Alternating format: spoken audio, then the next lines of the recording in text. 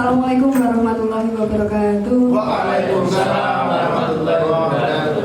Yang terhormat Bapak Solikin selaku Kepala SMK Al-Ikhlas, yang saya hormati Bapak Ibu guru dan staf. Sebelumnya saya mengucapkan terima kasih karena sudah bersedia menghadiri acara ini dalam bagi aksi nyata modul 1.4 budaya positif. Ya. Puji syukur kehadirat Allah Subhanahu wa Ta'ala karena kita diberikan limpahan nikmat serta kesehatan sehingga kita bisa melaksanakan agenda hari ini dengan keadaan yang baik. Salawat serta salam kita tujukan kepada baginda kita Rasulullah Shallallahu Alaihi Wasallam yang kita nantikan syafaatnya di yaumil qiyamah nanti. Amin amin ya robbal alamin. Langsung saja ya karena sudah siang. Yang ingin saya sampaikan tentang budaya positif ini sangat berkaitan dengan apa yang sudah disampaikan saat rapat tadi. Ini berkaitan dengan penanganan kita terhadap anak-anak. Jadi selain kita mengharapkan sebuah disiplin kepada anak-anak, kita harus tahu cara penanganannya. Yang pertama yang harus kita ketahui adalah perubahan paradigma belajar. Nah, pembelajaran merupakan proses interaksi peserta didik dengan pendidik dan sumber belajar. Seperti yang sudah disampaikan tadi bahwa antara peserta didik, pendidik, dan sumber belajar itu sangat berkaitan. Kita tidak bisa berdiri sendiri. Jadi peserta didiknya bagaimana, pendidiknya bagaimana, sumber belajarnya juga harus bagaimana. Jadi ketiga ini harus berkesinambungan. Pembelajaran merupakan bantuan yang diberikan oleh pendidik kepada peserta didik dalam hal penguatan aspek kognitif, afektif, dan psikomotorik. Pergeseran paradigma pembelajaran terjadi karena pembelajaran adalah suatu proses sehingga pada suatu ketika tidak akan bisa menolak terjadinya paradigma. Nah, ini penyebab terjadinya pergeseran paradigma pembelajaran. Yang pertama, perkembangan ilmu pengetahuan dan teknologi. Yang kedua, adaptasi atas kebutuhan hidup. Yang ketiga, tidak terprediksi. Keempat, inovasi dan kreatif. Yang pertama tadi, perkembangan ilmu pengetahuan dan teknologi dan adaptasi kebutuhan hidup, ini satu kesatuan atau saling berkaitan. Perkembangan ilmu pengetahuan dan teknologi akan menyebabkan pergeseran paradigma karena manusia tidak dapat menolak hadirnya ilmu pengetahuan dan teknologi yang baru muncul, sehingga akan menyebabkan perubahan terhadap banyak hal termasuk terhadap cara pandang proses pembelajaran. Seperti yang kita ketahui, antara K13 dan kurikulum Merdeka sudah mengubah cara pandang kita dalam pembelajaran. Jadi paradigma pembelajaran itu selalu berubah-ubah. Perkembangan ilmu pengetahuan dan teknologi ini akan serasa otomatis menyebabkan manusia beradaptasi atas kebutuhan hidup. Adaptasi terhadap kebutuhan hidup ini pada akhirnya juga akan menyebabkan pergeseran paradigma dalam pembelajaran. Yang selanjutnya tidak terprediksi. Nah, ini yang sulit terprediksi. Kita tidak masuk logika juga terkadang. Seperti contoh kejadian yang pernah kita alami, COVID-19. Kita tidak pernah menyangka kita akan mengalami pandemi yang memaksa kita tidak boleh berinteraksi dengan orang lain. Jadi pendidikannya juga harus berubah. Nah, akhirnya muncul dengan istilah pembelajaran melalui daring atau online. Inovasi dan kreasi. Pembelajaran tidak hanya dilakukan secara luring atau tatap muka saja, tetapi juga dengan daring atau online. Guru dituntut menyesuaikan gaya belajar dengan ciri abad 21, yaitu abad informasi, komputasi, otomatisasi, dan komunikasi. Komputasi itu apa? Komputasi itu adalah cara untuk menemukan pemecahan masalah. Jadi anak-anak abad 21 itu bagaimana mereka menjadi generasi yang bisa memecahkan masalah. Pembelajaran inovatif antara lain cooperative learning, problem based learning, dan sebagainya itu ya.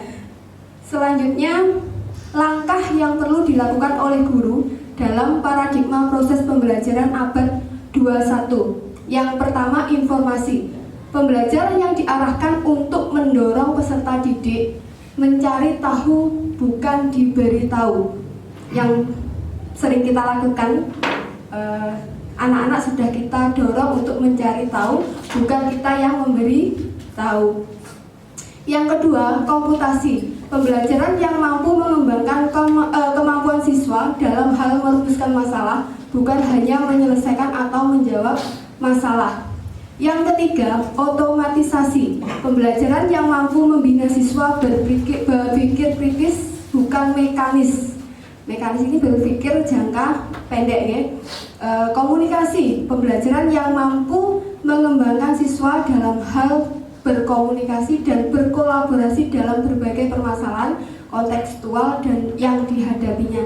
Nah, kolaborasi ini era sekarang kita sedang mencanangkan kolaborasi baik antara Bapak Ibu guru, siswa dengan Bapak Ibu guru atau siswa dengan siswa. Jadi pembelajaran kita saat ini bagaimana mendorong kita sendiri sebagai pendidik untuk berkolaborasi dan mendorong siswa kita untuk bisa berkolaborasi.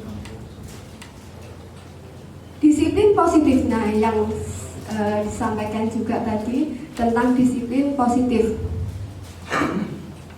Penerapan disiplin positif di satuan pendidikan secara umum, disiplin positif adalah suatu pendekatan untuk menerapkan disiplin dari dalam diri anak tanpa hukuman dan hadiah. Nah, ini yang saya juga baru tahu ini. Ternyata banyak belajar juga dari sini. Hukuman dan hadiah ya. Disiplin positif perlu diterapkan baik dalam lingkungan keluarga maupun lingkungan sekolah. Dengan menerapkan disiplin positif diharapkan tindak kekerasan dapat dihindari. Pendekatan disiplin positif bukan mengenai anak atau peserta didik secara langsung, melainkan bagaimana cara orang dewasa yang memberikan dampak dan pengaruh positif kepada anak atau peserta didik. Disiplin positif ini berjangka panjang ya, walaupun kita agak sulit, tetapi nanti jangkanya panjang. Nah, saya sedikit ingin bertanya, menurut Pak Imam, disiplin itu yang seperti apa Pak Imam? Disiplin itu adalah menjalankan sesuatu tanpa harus dipaksa dan terpaksa, dan dia ada harapan ingin lebih baik. Itu menurut saya seperti itu. Disiplin itu pokoknya dia menjalankan semua peraturan, menjalankan tata tertib yang sudah ditetapkan tanpa ada paksaan, jadi kesadaran masing-masing. Terima kasih. Terima kasih Pak Imam. Disiplin itu berarti sikap baik tanpa ada paksaan gitu Pak ya. Itu harapan kita, anak-anak kita menjadi anak-anak yang memiliki disiplin positif dari dalam diri. Nah, nanti kita ada gambaran juga. Nah, menurut Ki Hajar Dewantara, bahwa mencapai kemerdekaan atau dalam konteks pendidikan kita saat ini untuk menciptakan murid yang merdeka. Jadi ada istilah merdeka belajar dan merdeka belajar, itu yang dituju saat ini. Tidak hanya gurunya yang merdeka mengajar, tetapi muridnya juga merdeka belajar. Disiplin diri dapat membuat seseorang menggali potensinya menuju kepada sebuah tujuan, sesuatu yang dihargai dan bermakna. Dengan kata lain, disiplin diri juga mempelajari bagaimana cara kita mengontrol diri dan bagaimana menguasai diri untuk memilih tindakan yang mengacu pada nilai-nilai yang kita hargai. Nah, sebagai seorang pendidik, saya bisa bertanya sedikit ya kepada siapa nanti, monggo ya. Untuk disiplin, tujuan menyampaikan disiplin positif untuk anak-anak itu seperti apa? Bu Nurul. Terima kasih atas waktunya Bu Carmila. Menurut saya, untuk menerapkan disiplin positif kepada anak-anak, alangkah lebih baiknya kita itu menumbuhkan kesadaran terlebih dulu terhadap anak tersebut tentang kedisiplinan itu seperti apa dan manfaatnya bagi mereka itu seperti apa. Terima kasih Bu Nurul. Berarti tetap kesadaran tadi ya. Berarti menuju kesadaran anak-anak kita memerlukan sebuah sosialisasi terlebih dahulu. Anak itu tidak akan memahami apa arti disiplin jika kita belum memberikan informasi. Anak juga tidak bisa melakukan disiplin kalau kita sendiri belum mencontohkan sebuah disiplin tadi ya. Motivasi perilaku manusia, hukuman, konsekuensi, dan restitusi. Nah ini menurut filosofi pendidikan Ki Hajar Dewantara, seorang pendidik itu diibaratkan sebagai seorang petani ya. Diibaratkan sebagai seorang petani yang menanam padi.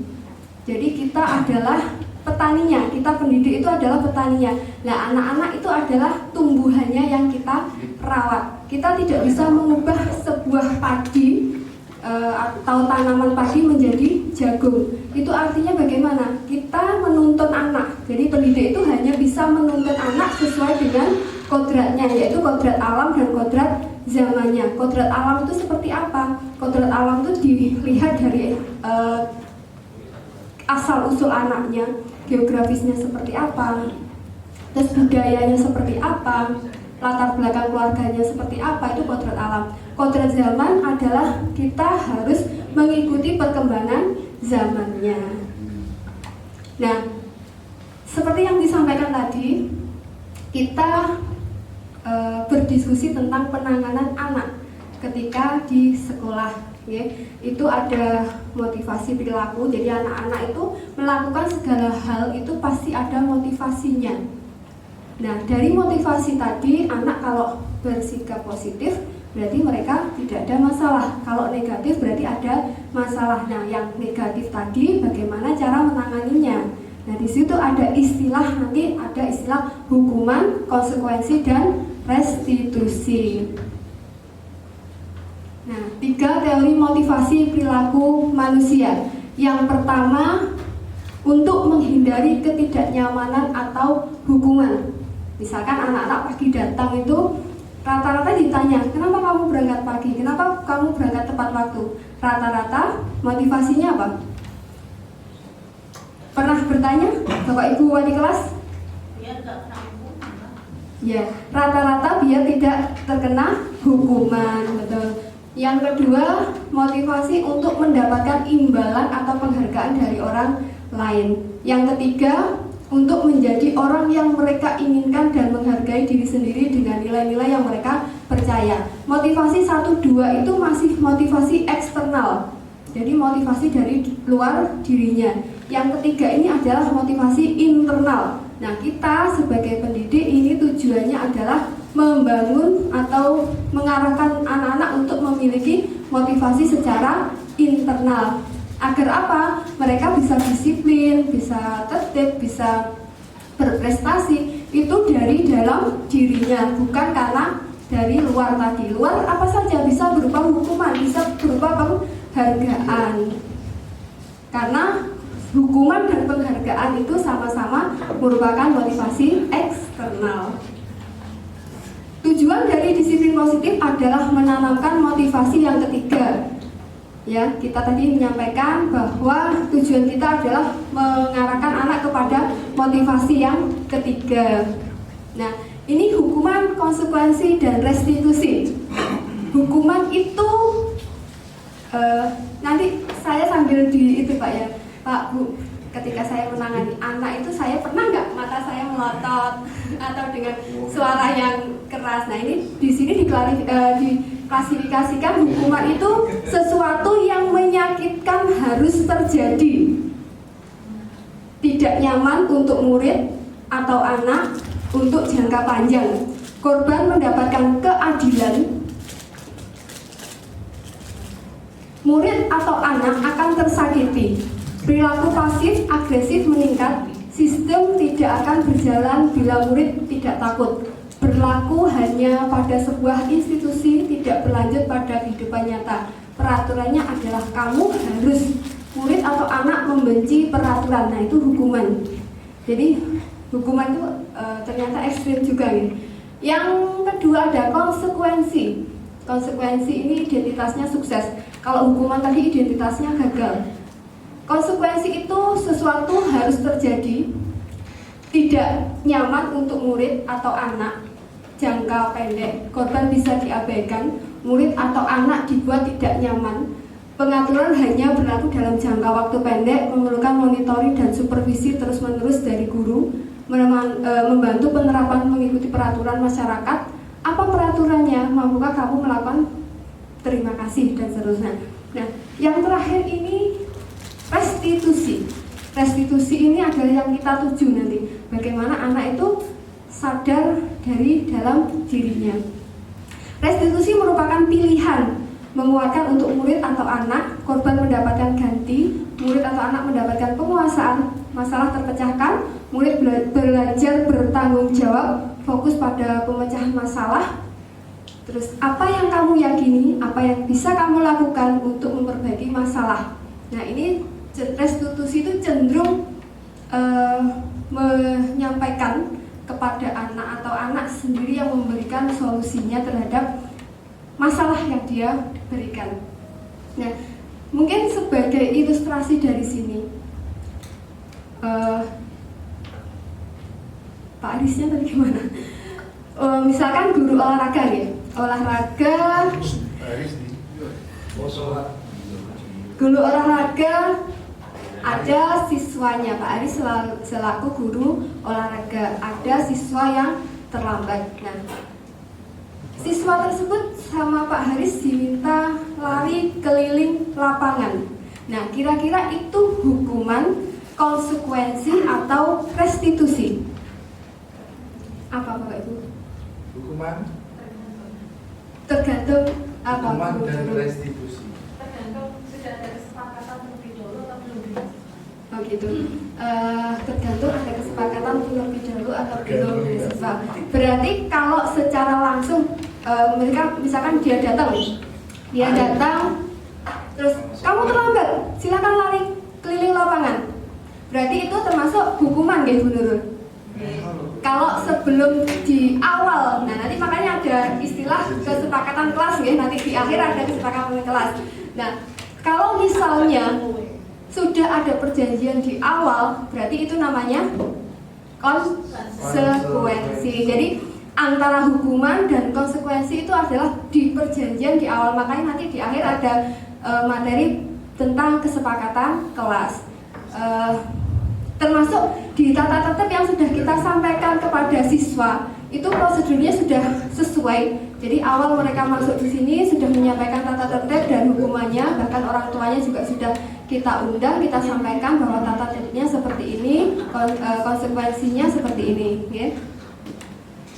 Nah, restitusi itu adalah menciptakan kondisi bagi murid untuk memperbaiki kesalahan mereka, sehingga mereka bisa kembali pada kelompok mereka dengan karakter yang lebih kuat. Jadi anak yang salah itu kalau kita hukum, mereka bisa saja marah, bisa saja dendam. Kalau kita beri konsekuensi, bisa saja mereka sadar hanya sebentar, besoknya mengulang lagi. Tetapi kalau kita menggunakan restitusi, anak tersebut akan sadar dari dalam dirinya. Nah, untuk menuju restitusinya itu kitanya yang perlu masih banyak belajar, dan kita harus benar-benar memahami anak tersebut. Makanya kita ada istilah pendidik harus mengutamakan anak. Nah, jadi kita fokusnya kepada anak. Nah, ini kebutuhan dasar. Jadi setiap perilaku anak di sekolah, baik yang memotivasi atau yang membuat kesalahan, itu ada kebutuhan dasar. Untuk membangun budaya sekolah yang positif dengan lingkungan aman untuk mendukung murid menjadi pribadi yang berdaya saing dan bahagia. Salah satu upaya yang dilakukan oleh guru adalah memahami kebutuhan dasar muridnya.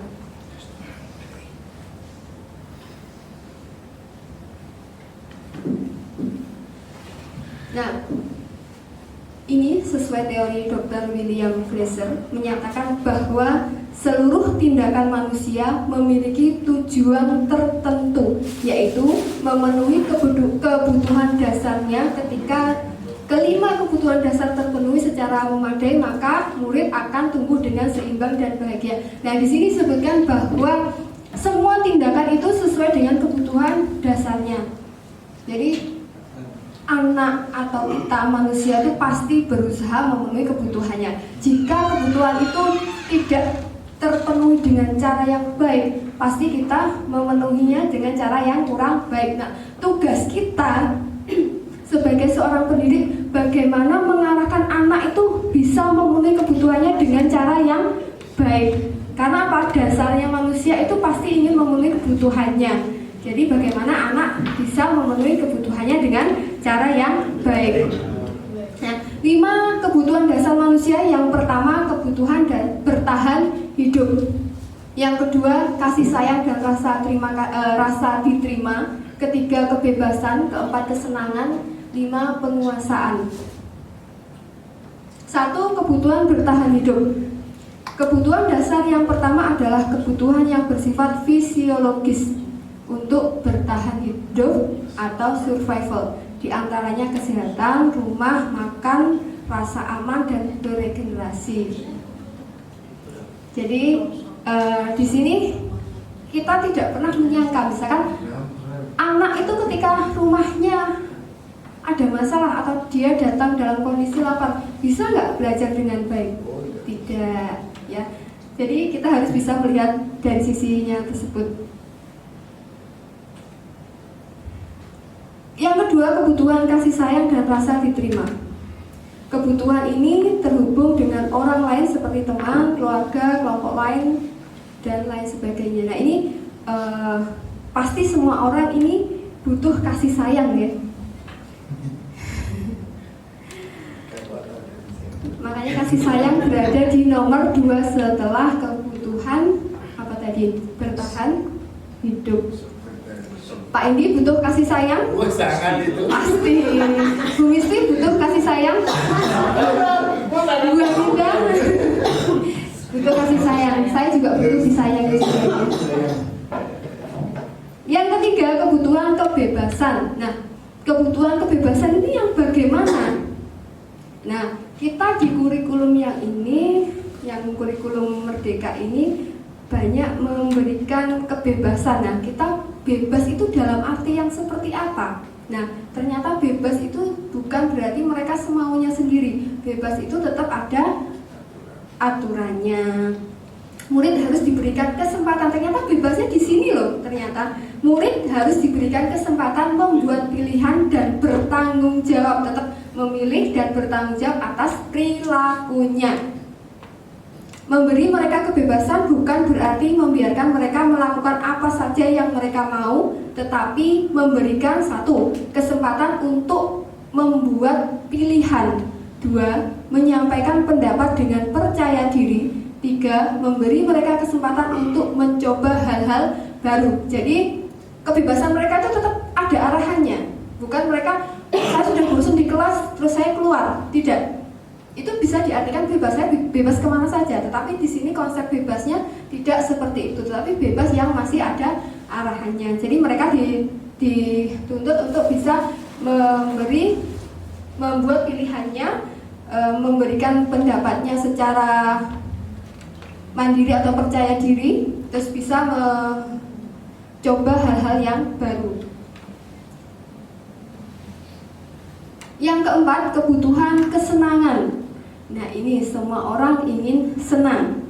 Saya juga ingin senang. Saya yakin Bapak Ibu yang lain juga ingin senang. Glasser menghubungkan kebutuhan akan kesenangan dengan belajar. Nah, ini kesenangannya dihubungkan dengan belajar. Karena kita di pendidikan, berarti kesenangan anak itu dikaitkan dengan belajar. Jangan disepelekan kebutuhan murid untuk merasa senang di kelas. Jadi, guru jangan ragu-ragu untuk sengaja memasukkan kegiatan yang menyenangkan di kelas.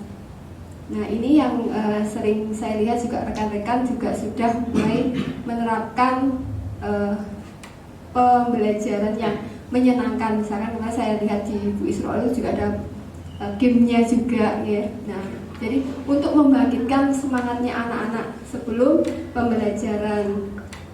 Murid-murid dengan kebutuhan dasar kesenangan yang tinggi ingin menikmati apa yang mereka lakukan. Mereka juga konsentrasi tinggi saat mengerjakan hal yang disenangi. Nah, saat P5 saja kemarin kita bisa melihat anak-anak yang suka berkreativitas dan anak-anak yang kurang suka berkreativitas sudah terlihat ya. Yang kelima, kebutuhan penguasaan. Nah, ini setiap murid merasa kompeten, menjadi terampil, diakui pencapaiannya dan keterampilannya, didengarkan, bisa membuat dampak dan pengaruh, dan memiliki rasa harga diri. Mereka sebaiknya diberi kesempatan untuk membuat keputusan tentang hal-hal yang penting dalam hidupnya dan tidak merasa dikontrol oleh sistem sekolah. Murid-murid yang mempunyai kebutuhan penguasaan yang tinggi biasanya selalu ingin menjadi pemimpin. Mereka juga suka mengamati sebelum mencoba hal baru. Mereka juga perfeksionis dan merasa kecewa bila melakukan kesalahan. Nah, ini setiap anak itu pasti punya kebutuhan penguasaan, tinggal levelnya saja yang berbeda. Jadi anak yang ingin mempunyai tingkat penguasaan yang tinggi, mereka cenderung aktif dan mereka lebih suka menjadi seorang pemimpin. Walaupun kita tidak memberi mereka kesempatan, kadang dengan sendirinya leadernya itu muncul dengan sendirinya. Okay? Ada toh anak-anak yang seperti itu kan kita sering menjumpai ya, mungkin di kelas kita atau di organisasi-organisasi sekolah itu sudah terlihat. Nah, sebelum kita menangani anak-anak, jadi kebutuhan dasar tadi tetap dilihat ya Bapak Ibu untuk penerapan di anak-anaknya supaya kita tidak salah paham terhadap anak tersebut. 5. Posisi kontrol. Nah, ini ditujukan untuk kita sebagai seorang pendidik. Nah, di sini ada level yang terendah itu ada penghukum, yang kedua pembuat rasa bersalah, yang ketiga teman, yang keempat pemantau, yang kelima manajer. Jadi yang kita tuju nanti sebagai seorang pendidik adalah posisi kita sebagai manajer. Jadi penghukum, saya berarti kalau menghukum anak-anak itu berarti levelnya paling bawah ya. Nah, penghukum. Seorang penghukum biasanya menggunakan hukuman fisik maupun verbal. Orang-orang yang menjalankan posisi penghukum senantiasa mengatakan bahwa sekolah memerlukan sistem atau alat yang lebih menekan murid-murid lebih lagi. Nah, biar takut. Nah, kamu harus begini, kamu harus begitu. Jadi di situ bisa dikatakan berhasil itu seperti apa? Berarti berhasil jika sesuai dengan apa yang dia pikirkan atau guru tersebut pikirkan. Jadi levelnya itu sesuai dia, bukan level temannya atau level anak yang lain. Jadi harus sesuai dengan saya. Levelnya seperti itu. Jadi hasilnya kemungkinan murid marah dan dendam atau bersifat agresif. Bisa jadi sesudah kembali duduk, murid tersebut akan mencoret-coret buku atau meja tulisnya. Lebih buruk lagi, sepulang sekolah, murid melihat motor atau mobil bapak ibu guru akan menggores kendaraan. Nah, pernah ya? Pernah dari kita juga mengalami seperti itu ya? Alhamdulillah kalau saya belum pernah Pak, Bu. Tetapi kan saya pernah mendengarkan kasus seperti itu bahwa motornya ada yang memvandalisnya. Pembuat rasa bersalah. Nah ini kita kira awalnya dulu membuat rasa bersalah kepada anak itu sesuatu yang baik. Ternyata itu dampaknya luar biasa negatif untuk anak tersebut. Nah, anak itu merasa rendah diri, rendah hati, minder. Jadi sebaiknya membuat rasa bersalah ini kita hindari ya. keyakinan kelas di kelasnya, atau Bapak Ibu guru mapel untuk membuat keyakinan di kelasnya. Karena apa? Tadi sudah disampaikan oleh Bu Nurul bahwa yang membedakan antara hukuman dan konsekuensi itu adalah di akadnya, di tindakan awalnya. Kalau kita sudah melakukan kesepakatan dengan anak, itu merupakan konsekuensi. Tetapi kalau tidak ada kesepakatan dengan anak, itu namanya hukuman. Karena hukuman sebaiknya dihindari. Jadi caranya kita harus digunakan dengan baik. Dengan cara seperti apa? Dengan membuat kesepakatan kelas tadi. Jadi tadi saya contohkan bahwa misalkan olahraga, misalnya kebetulan tadi Pak Aris sedang izin keluar ya, olahraga ketika ada anak terlambat, misalkan diminta untuk lari keliling lapangan, nah itu termasuk hukuman atau konsekuensi. Nah, jadi agar tindakan tersebut sudah merupakan konsekuensi, berarti di awal pembelajaran atau di awal pertemuan itu harus ada kesepakatan atau keyakinan kelas, ya. Termasuk tata tertib sekolah juga seperti itu. Kalau sudah disampaikan, disosialisasikan, berarti anak-anak sudah paham dan sadar akan peraturan. Jadi nanti itu sebuah konsekuensi atau penanganan dengan menggunakan restitusi, bukan hukuman lagi.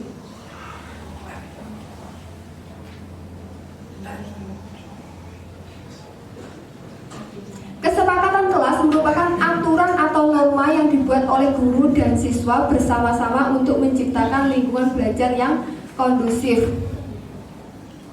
Nah, proses pembentukan keyakinan kelas mewujudkan budaya positif. Jadi nanti mohon setelah ini bisa membentuk ya. Satu, tanyakan pendapat murid tentang masalah dan harapan kelas. Yang kedua, eksplorasi ide dari murid untuk mencapai kelas impian. 3, ambil kesimpulan dari ide murid. Yang keempat, ubah ide menjadi keyakinan kelas.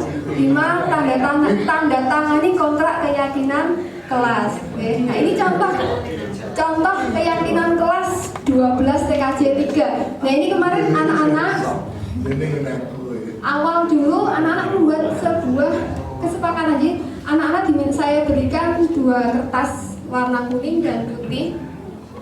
Di kertas putih itu mereka menuliskan kelas impian mereka. Di warna kuning mereka menuliskan kesepakatan yang mereka inginkan itu apa. Jadi setelah mereka menuliskan harapan mereka, keinginan mereka, terus ditempel di papan. Dari tulisan anak-anak tadi saya bacakan keseluruhannya, ada yang sama, ada yang berbeda. Nah, dari situ muncul sebuah kesimpulan. Nah, ini kesimpulannya.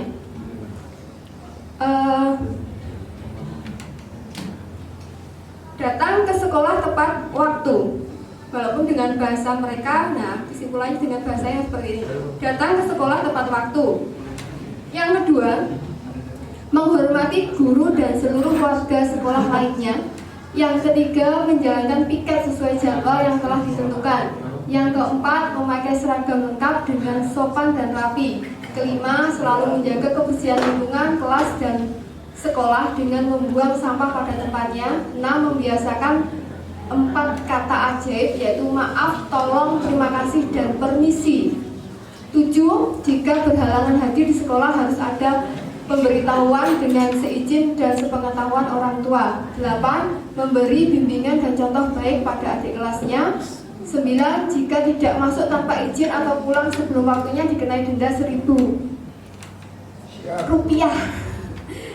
10, mematuhi tata tertib sekolahnya. Nah, ini denda Rp1.000 ini mereka dimasukkan ke kas kelas sesuai kesepakatan mereka. Ini contoh dari kelas 12 TKJ 3. Nanti monggo Bapak Ibu membuat kesepakatan kelas dengan kelasnya masing-masing. Karena apa? Budaya itu tidak bisa dilaksanakan atau didisiplinkan dengan satu orang, tetapi dengan semua warga sekolah. Materi dari saya sampai di situ. Mungkin dari Bapak Ibu ada tanggapan atau pertanyaan, Saya persilahkan.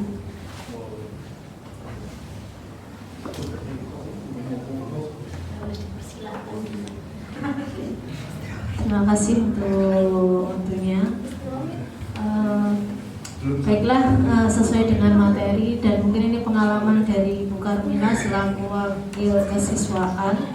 Nah, yang ingin saya tanyakan, bagaimanakah pengalaman Bu Karmila ketika menangani atau mendisiplinkan siswa sebelum menjadi guru penggerak dan sesudah mengetahui apa materi yang disesuaikan atau disampaikan, mungkin ini pengalaman baru. Nah, ini monggo dijelaskan pengalamannya bagaimana biar kita semua bisa mengikuti. Terima kasih Bu Karmila. Ya, terima kasih Bu Nur Hamidah tadi bertanya pengalaman saya menangani siswa selaku kesiswaan ya, sebelum dan sesudah melaksanakan atau mengikuti guru penggerak. Pengalamannya sangat luar biasa. Yang sebelumnya dulu itu saya adalah orang yang ngeyel ketika diberitahu.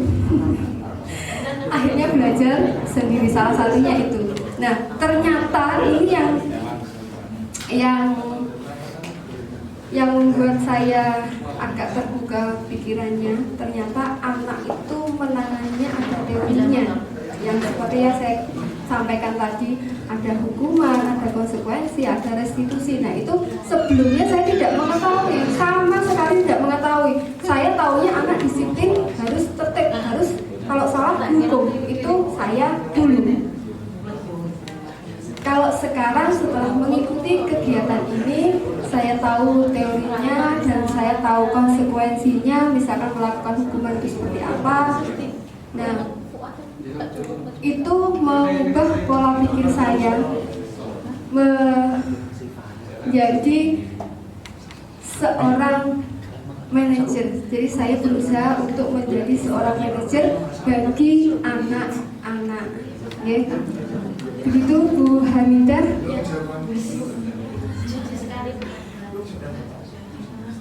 Ya, Bu Karmila setuju sekali.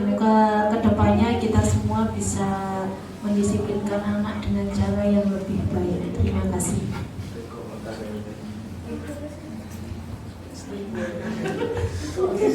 Ya, terima kasih Bu Hamidah atas tanggapannya.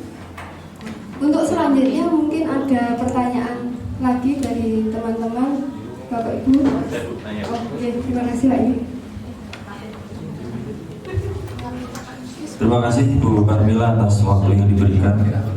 Saya mau bertanya Bu terkait dengan yang sudah jenengan sampaikan tadi, di mana jenengan selaku kesiswaan pasti tiap hari menjumpai masalah, apalagi permasalahannya dengan siswa.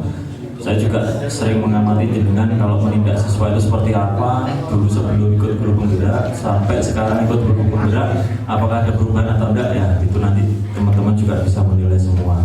Yang pasti ada. Yang dulu gimana, sekarang gimana? Gini Bu, memang yang paling dasar tadi saya melihat dari pemaparan jenengan adalah berupa apa tadi, hukuman. Jadi istilahnya hukuman itu hanya anak harus ikut kita, padahal kita harus menjaga ya apa itu anak itu juga biar sama-sama menerima, kita juga menerima. Tapi versinya jenengan dulu menghukum kan harus ikut jenengan, gitu kan. Kita tidak melihat kondisi anak itu seperti apa, dengan dia kita hukum seperti itu. Nah, sekarang di penjelasan jenengan tadi ada segitiga restitusi. Jenengan sampaikan segitiga restitusi dan segitiga sebuah proses yang cara menangani siswa yang paling baik, gitu. Nah, dari yang jenengan tadi menangani siswanya dengan hukuman, dengan perbandingan menangani hukuman dengan segitiga restitusi, mungkin pertanyaan saya, apakah jenengan sudah mencoba melaksanakan cara menangani siswa dengan segitiga restitusi itu, ataukah sekarang mau proses mencoba menangani siswa dengan sistem segitiga restitusi? Seperti itu Bu Karmila. Terima kasih.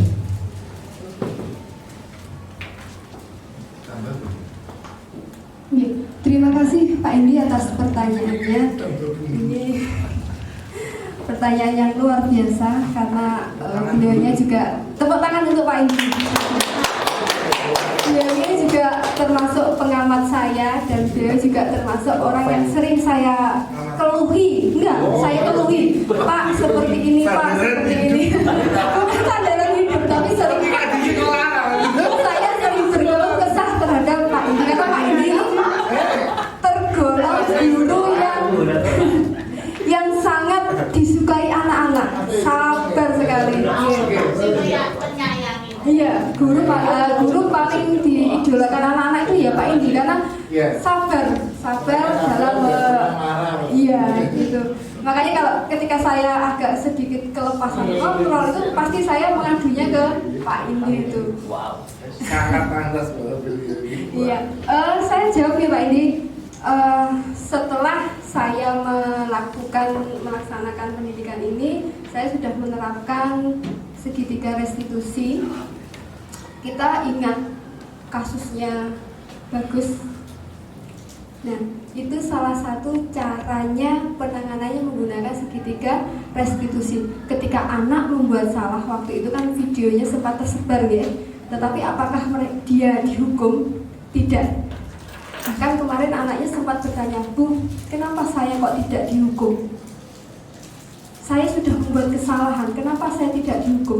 Kok kayaknya nggak adil, teman-teman kok banyak yang mempertanyakan itu. Kenapa Bu? Bahkan dianya sendiri juga merasa aneh, kenapa kok tidak dihukum? Akhirnya saya menyampaikan, anak itu pada dasarnya harus diberi kesempatan untuk berbuat atau memperbaiki diri. Kalau kamu salah, kamu dihukum, kamu tidak akan mengetahui kesalahanmu. Iya apa tidak, saya gitu kan. Jadi kasusnya Bagus itu luar biasa, bahkan tidak sesuatu yang disengaja oleh temannya, tetapi kenapa dia tetap diberi kesempatan. Bahkan sekarang anaknya menjadi luar biasa, leadership-nya muncul. Ketika dia mulai merasa, oh saya kok dispesialkan, dia akhirnya mendatangi saya, bertanya kenapa kok seperti itu. Jadi saya menyampaikan, kamu diberi kesempatan untuk mengubah dirimu.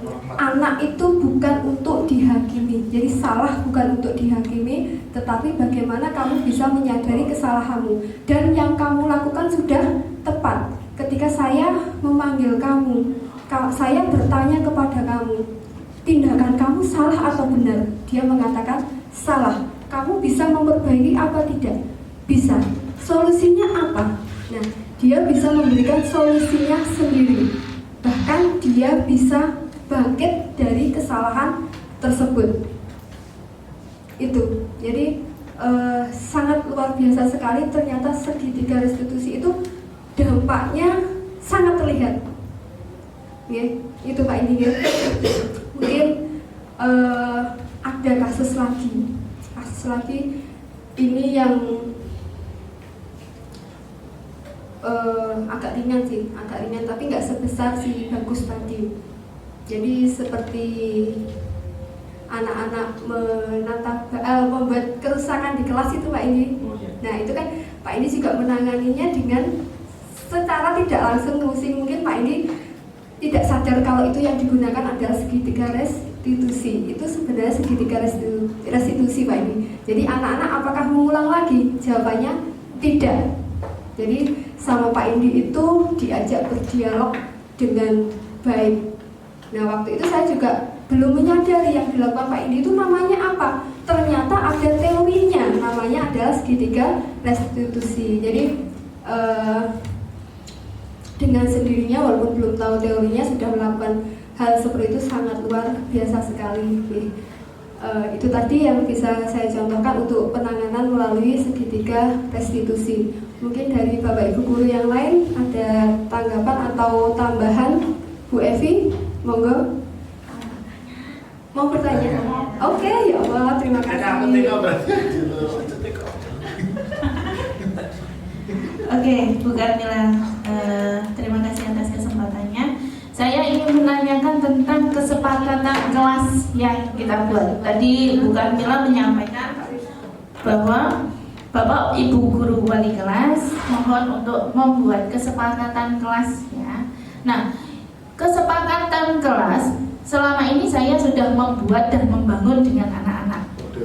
Anak-anak sudah saya beri kesempatan sebelum Bu Evi menjadi wali kelas kalian. Mari kita buat kesepakatan kelas yang harus dipatuhi di dalam kelas ya. Ya, saya mencoba untuk menumbuhkan tadi ya sikap sadar dari diri anak-anak. Tapi dalam kenyataannya kesepakatan yang kita buat itu tidak dilaksanakan dengan baik oleh anak-anak. Tapi kan tadi kan kita ngomong kesepakatan kelas yang harus dilaksanakan, dilakukan oleh anak-anak semuanya di dalam kelas seperti itu. Nah, bagaimana cara menghadapi? Kita sudah membuat kesepakatan, namun anak-anak pun juga belum sadar tentang kesepakatan kelas yang kita bangun, yang kita buat seperti itu. Dan kesepakatan kelas yang dicontohkan oleh Bu Karmila ini adalah kesepakatan kelas yang baik. Kan tidak semua anak itu menuliskan, contoh saja datang ke sekolah tepat waktu. Banyak anak yang tidak datang ke sekolah itu tidak tepat waktu, banyak datang yang tidak tepat waktu seperti itu. Seperti itu. Bagaimana sikap kita? Ya, yang saya tanyakan itu bagaimana sikap kita sebagai wali kelas untuk menumbuhkan rasa kesadaran anak-anak dari kesepakatan kelas yang sudah kita bangun, yang sudah kita buat sebelumnya seperti itu. Terima kasih Bu Karmila. Dan cara penanganannya ya. Terima kasih Bu Evi atas pertanyaan yang luar biasa ini. Memang saya lihat Bapak Ibu itu sudah membuat kesepakatan kelas. Bahkan ketika saya masuk di kelasnya Pak David, saya juga melihat kesepakatan kelas tersebut. Jadi pada dasarnya Bapak Ibu guru itu sudah banyak yang membuat kesepakatan kelas. Nah, bagaimana jika kesepakatan kelas itu belum terlaksana? Nah, itu tetap kembali ke wali kelas masing-masing karena kesepakatan dengan wali kelasnya. Nah, wali kelasnya itu bisa bertindak sebagai apa tadi? Bisa. Nah, di situ kan ada beliaunya mau memposisikan sebagai apa? Jadi peran Bapak Ibu guru itu sangat penting di situ. Jadi sebagai penghukum kah, mau menjadi manajer kah, atau menjadi pembuat rasa bersalah atau teman. Nah, disitu sangat menentukan keberhasilan kesepakatan kelas. Misalnya di kelas 12 TKJ 3, jika anak melanggar dan itu dibiarkan, otomatis yang lain juga buat apa toh kesepakatan, toh tidak ada imbasnya, pasti seperti itu. Jadi saya sampaikan lagi bahwa posisi kontrolnya tetap di Bapak Ibu yang membuat kesepakatan tersebut. Nah, jika anak itu kita itu kebetulan di lingkungan SMA, ya, SMK yang anak-anaknya sudah dewasa, sebenarnya diberitahu sekali informasi itu sudah paham. Nah, tinggal dia mau apa tidak. Jadi kalau mungkin anak SD kita harus berkali-kali mengingatkan, tetapi kalau untuk anak dewasa kadang terlambatnya saja sengaja. Ya. Nah, itu mereka problemnya sengaja.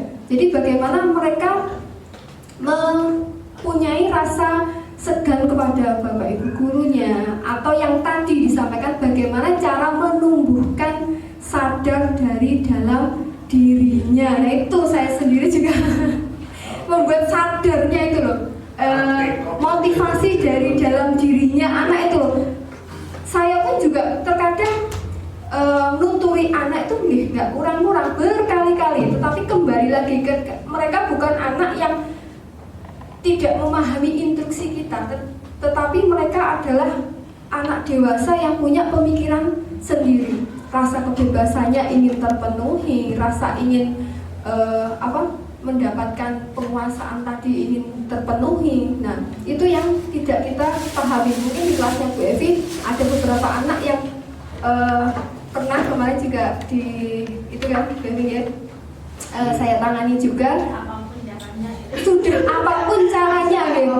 Karena di kelasnya BMI sangat luar biasa, anaknya baik gitu. Ini entah ini sebuah problem atau sebuah apa, saya juga heran. Anaknya tuh baik dan sopan, tetapi problemnya adalah dengan sengaja masuk terlambat. Nah itu masalahnya mungkin saya sendiri juga sudah pernah mengajak mereka berbicara dari hati ke hati, Bu Evi. Ayo dong, kalian sudah dewasa, apa yang kalian inginkan sudah saya lakukan juga mereka. Mungkin butuhnya perhatian dari Bu Evi mungkin ya. Mereka adalah anak yang sopan Pak Imam. Jadi sopan sekali mereka, tetapi cenderung mencari gara-gara. Kayak kalau menurut saya itu minta diperhatikan Bu Evi. Iya, cari perhatian. Coba nanti setelah ini jenengan berikan perhatian full kepada mereka, pasti mereka nanti akan ada perubahan. Begitu Bu Evi ya. Mungkin ada tanggapan lagi dari Bu Evi dari jawaban saya. Oke. Mungkin dari Bapak Ibu guru yang lain. Bu Priska.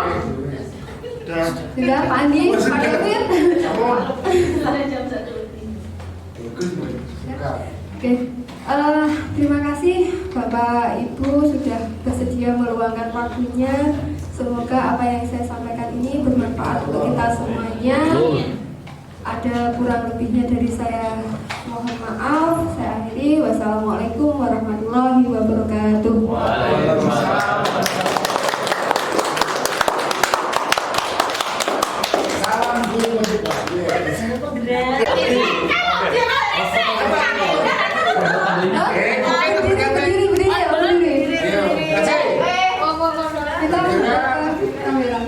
Gimana ini? Tergerak. Kambe HP bareng diupload langsung. Oh iya. Bisa ngobrol Pak Andi. Andi, cucu lampang apa jadi? Jadi ada sedikit apa ini moto atau apa namanya Bu? Slogan. Jadi hanya 3 kata saja tetapi luar biasa sekali maknanya. Jadi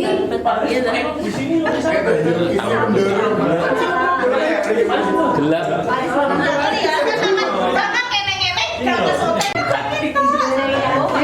begini ya, slogannya tergerak, salam guru penggerak, tergerak, bergerak, menggerakkan. Jadi tergerak dari dalam diri, terus kita bergerak, setelah bergerak menggerakkan. Ya, kita Contoh dulu. suara dulu. Salam guru penggerak. Lalu Sekali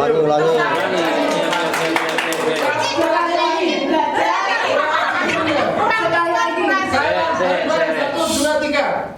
Pak Ji dari sini kelihatan. yuk ya. Salam bergerak dulu yuk. Salam guru penggerak. Terima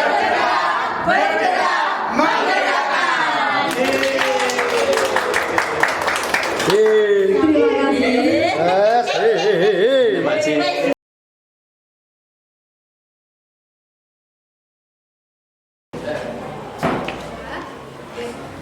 Assalamualaikum warahmatullahi wabarakatuh. Waalaikumsalam warahmatullahi wabarakatuh. Saya akan menyampaikan sesuatu untuk kalian sebelum kita memulai pembelajaran ke depannya. Kalian juga ingin kelas kalian ada sesuatu yang beda. Kalian ingin kelas kalian merupakan kelas impian kalian. Kalian ingin kelas kalian kelas yang nyaman, ya atau tidak? Nah, kalau kalian ingin mewujudkan itu semuanya, kelas yang nyaman, berarti kalian harus setidaknya punya impian, punya angan-angan. Saya harus bagaimana di kelas tersebut, ya? Nah, selain itu, selain impian kalian, kalian juga punya angan-angan. Ketika saya melakukan ini, harusnya seperti ini. Saya melakukan ini, harusnya seperti ini. Itu namanya apa?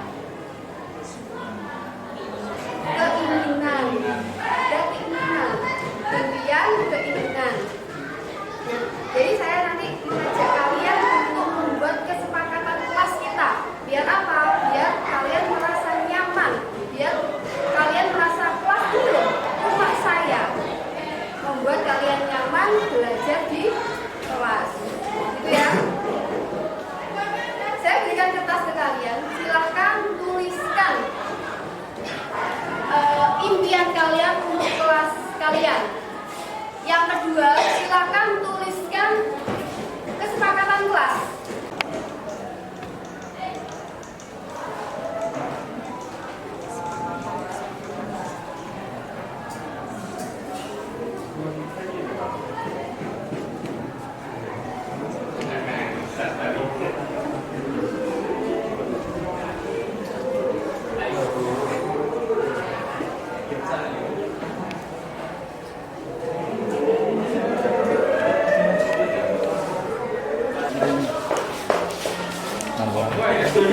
Ayo, tak ada.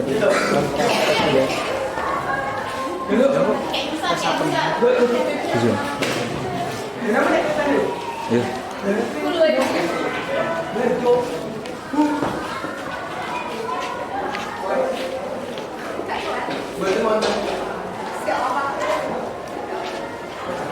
Sebaya. Terus ingin siswa aktif, mempunyai sifat yang bertanggung jawab dan disiplin, berangkat sekolah tepat waktu, mematuhi aturan kelas yang dibuat, ingin kelas bersih dan membuat nyaman, ingin mempunyai kelas yang bersih dan tertib, saling menghormati dan tidak bertengkar sesama teman. Saya ingin kelas 12 TKJ 3 menjadi kelas yang damai, tidak ada selisih paham antar siswa, bisa menghargai satu sama lain, berarti saling menghormati antar menghargai. Ingin mempererat tali persaudaraan sesama teman, karena mempererat tali persaudaraan kelas menjadi damai dan tenang. Saya menginginkan kelas yang bersih, nyaman, dan disiplin. Ingin memiliki kelas yang selalu kompak dalam segala hal. Ingin bisa melaksanakan foto album dengan kawan agar kelas semakin kompak. Memiliki kelas yang bersih dan rapi. Full wifi, full ya wifi-nya ya. Full wifi ini bintangnya 3 loh ini. Saya ingin kelas ini menjadi kelas yang bersih dan rapi. Bersih, rapi, tenang, damai, solidaritas tinggi, bertanggung jawab, saling menghargai, melaksanakan piket secara teratur, benda bila alfa lebih dari 1. Semoga kelas ini hanya mimpi. Semoga kelas ini hanya mimpi. Besok lulus gitu. Kelas yang tenang, bersih, kompak, tenang, damai, tidak ramai saat pelajaran, bersih, tertib, tidak ada perselisihan antar siswa satu dengan yang lain. Kelas yang tenang, tidak sok, tidak berisik, sadar diri. Kelas yang tenang agar dapat konsentrasi pada saat belajar. Menjadikan kelas yang bersih dengan dan nyaman, menjalankan tugas kelas seperti piket sesuai jadwal. Terus ini masih bisa kompak, berpartisipasi dalam berkarya. Sederhana yang membuat kami nyaman dalam bersinggah di dalam kelas. Kelas sudah rusak, semoga cepat direnovasi. Oke, kelas impian kalian rata-rata sama kelas yang bersih. tadi kelas yang Nyaman. kelas yang nyaman, bersih, kompak. Apalagi tadi? Tertib ada nggak yang tadi? Ada yang tertib, kelas kompak tertib. Menjaga apa yang tadi? Persaudaraan atau Solidaritas. menjaga solidaritas. Saling menyayangi.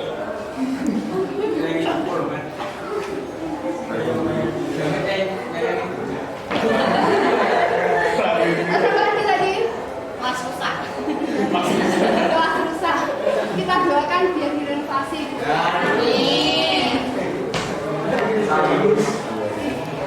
Ya, kata lagi. Kelas yang tenang, bersih, kompak, tidak bersih, kompak, nyaman, tertib, menjaga solidaritas. Nah, ini menjaga solidaritas kita dalam satu kelas adalah keluarga. Buatlah senyaman mungkin di dalam kelas kalian ya. Ini untuk kelas impian kalian.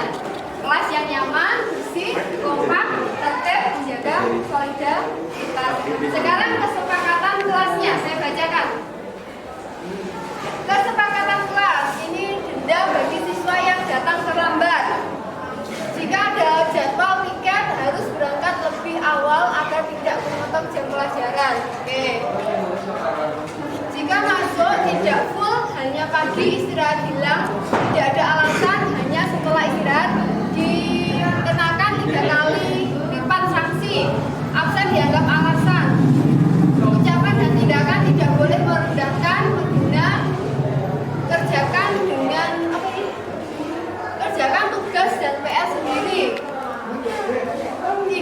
tiket denda 2.000.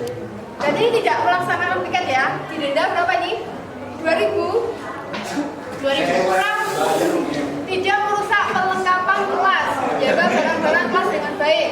Tidak piket denda. Berangkat sekolah tepat jam 7. Alfa 1 kali denda 1.000. 1 hari Alfa mendapatkan sanksi berupa membayar denda 1.000. Tidak ada yang membolos. Apabila ada yang melanggar harus dikasih hukuman. Tidak membolos. Tenang, tidak ramai di kelas saat pelajaran tertib. Setiap pagi membaca surat Yasin dan doa sebelum belajar. Datang tepat waktu, saling menghargai satu sama lain. Tidak ramai di saat pelajaran, selalu melaksanakan piket. Jika Alfa wajib bayar denda. Tidak bicara sendiri saat guru menjelaskan. Siswa yang mendapat giliran piket datang lebih awal. Intinya apa tadi? Berarti ini intinya apa? Melaksanakan piket sesuai jadwal.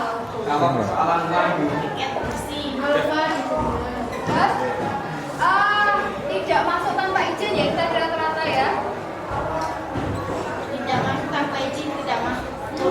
Belum pelajaran.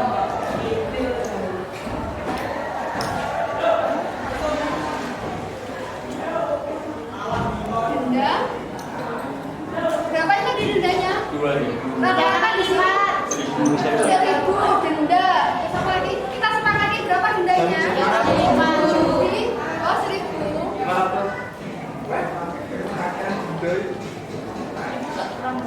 Terus ini apa lagi? Benda kaya kak saya. Tidak merusak perlengkapan kelas, jadi menjaga Fasilitas yang menjaga diberikan. fasilitas kelas rusak. Kelas rusak. Kelas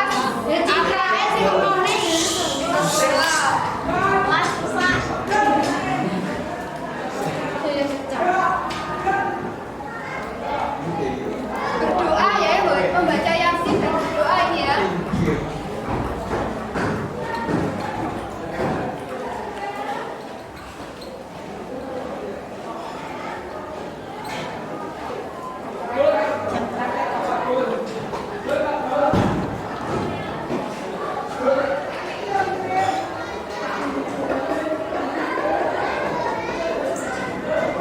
Ini tidak bicara sendiri saat guru menjelaskan, berarti ini apa?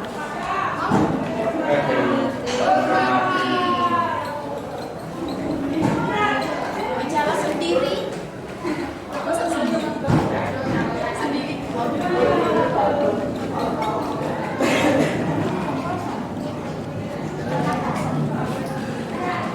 Tidak merendahkan, ini berarti saling menghormati ya. Tidak merendahkan, saling menghormati.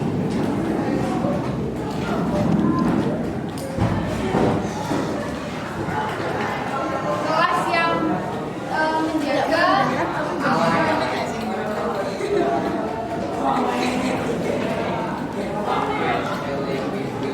menjaga ketertiban.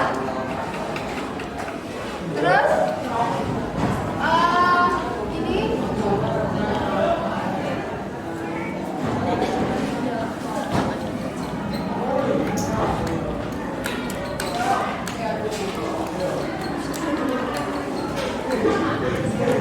nah, ini kesempatan kelas yang kalian tulis sendiri.